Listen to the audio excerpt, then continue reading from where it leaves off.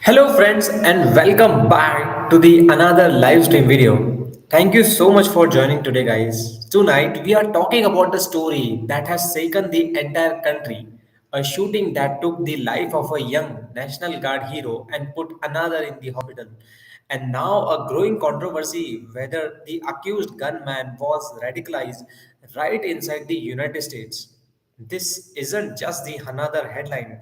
This is a warning shot about what can happen when the government's waiting system breaks down and when policies gets in the way of national security.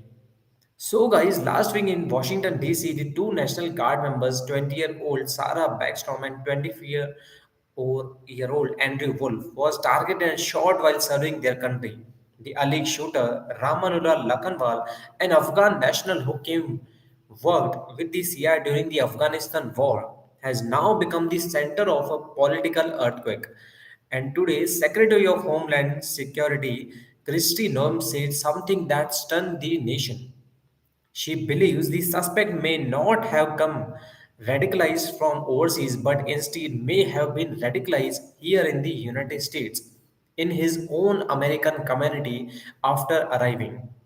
Think about that for a second. Radicalized after entering the country under our systems, under our watch.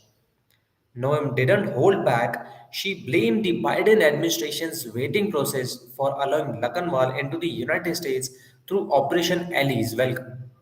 She said he was unweighted and suggested that the guidelines used to approve him were weak, broken, and rushed. And when she was praised about the fact that the Trump administration later granted his asylum, she insisted that all the information used during the process came from the Biden administration. She doubled down, saying the responsibility lies with them and that under President Trump, new matrices and stronger procedures have now been put in place.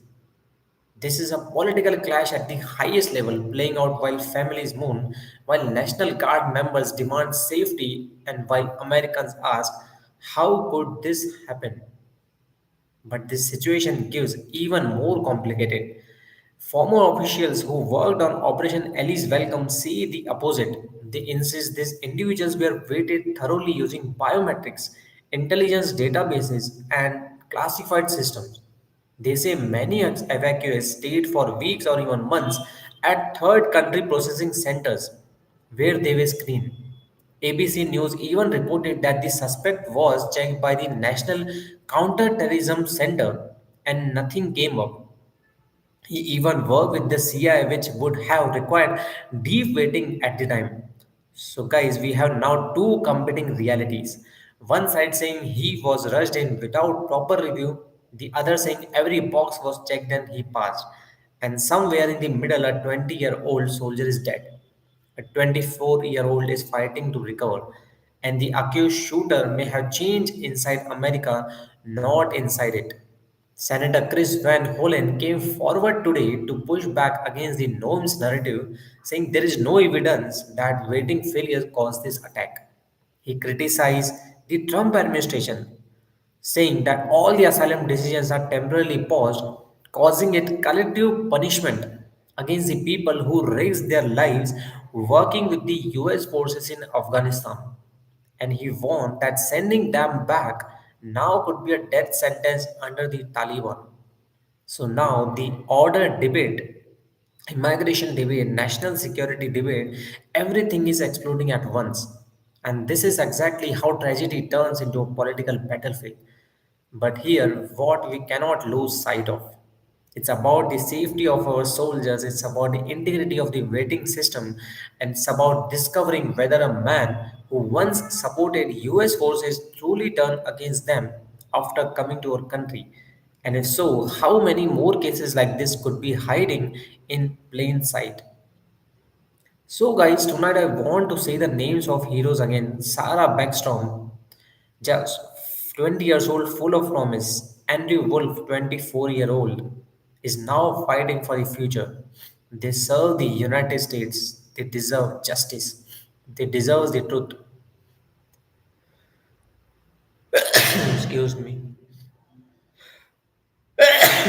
The American people deserves the security.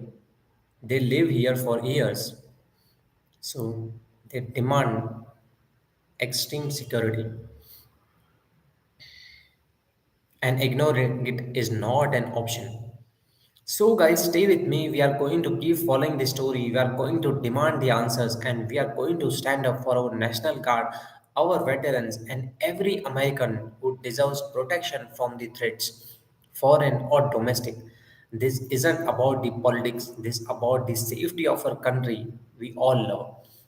Thank you for being here today, guys, and speaking up. And thank you for refusing to let this story disappear. If you care about America, if you care about the soldiers, if you care about security, hit that like button, share this stream, and make sure this conversation reaches every corner of the country. We will not stay silent, we will be speaking until the truth. Until next time, stay strong, stay aware, stay proud to be American. God bless you all. Thank you so much for joining.